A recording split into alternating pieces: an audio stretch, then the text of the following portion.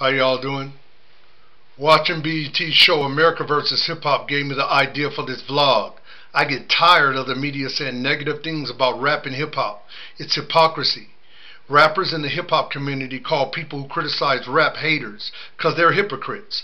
Those same people watch violent horror movies like the one from that funny looking dude Stephen King. They watch serial killing shows like Forensic Files, CSI, Law and Order, all those I'm a Hero cop shows. Like Ice-T once said, y'all criticize rap and his lyrics, but you'll go pay to see Arnold Schwarzenegger kill police officers in the movie Terminator. Heavy metal bands have racial overtones in their music. Some metal bands spit blood at the audience during their concerts. Every time I hear a heavy metal song with no melody and a mullet-head white boy yelling at the top of his lungs, I think of the Ku Klux Klan. At least when Jimi Hendrix played the metal guitar, he had melodies and wasn't yelling like he had something stuck up his butt.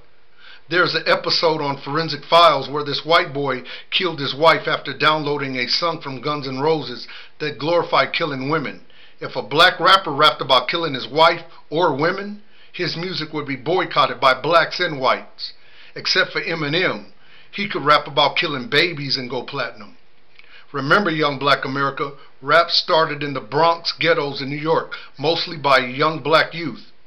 It wasn't these kids' fault they had to live in a bad neighborhood. They lived with their parents.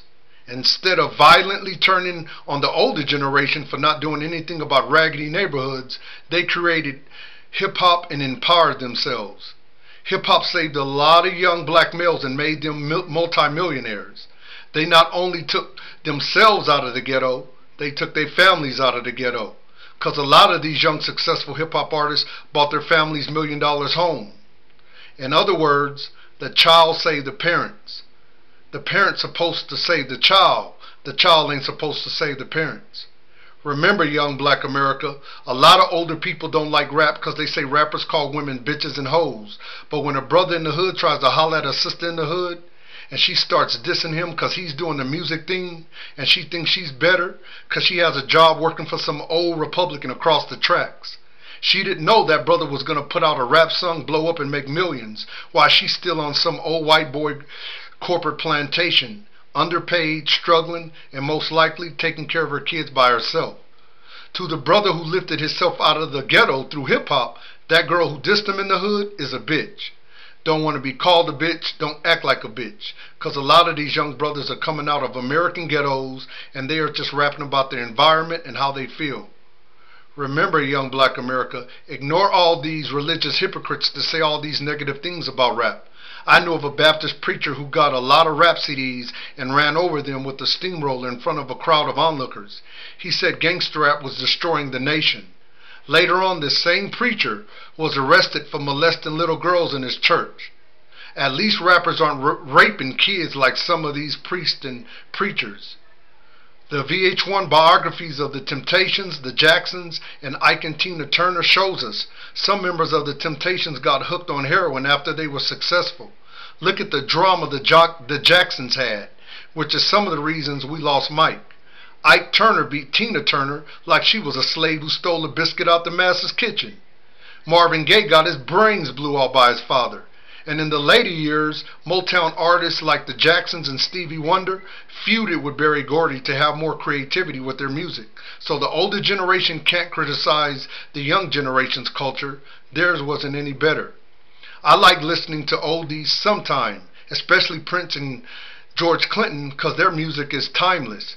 But eventually, I need to hear something new, fresh, and innovative like Wiz Khalifa or New Boys. I can't sit up and listen to Johnny Taylor, Tyrone Davis, and Bobby Womack for too long because I start feeling like I'm 80 years old. I know this 60-something-year-old dude who has a small record label. He sends subliminal messages that he doesn't like rap, even though he has a few rappers on his label. He thinks that the 1960 and 70 bands are more talented because they played live instruments, so he criticizes the young generation making beats off keyboards. Ignore that old fogey rhetoric, young people. Making instrumentals off the keyboard is an art within itself. Remember, young black America, today's hip-hop artists are not hating on old school music like these old fogies are hating on rap. Rappers such as Snoop Dogg have said old school artists influenced them. Old school artists such as Ronald Isley, George Clinton, and Charlie Wilson have benefited financially later in their careers because today's hip-hop artists put them back in the limelight. If I live to be 80 years old, I will always support hip-hop and listen to what the younger generation is listening to, because that's how you get old-fashioned, not moving ahead with the new trends.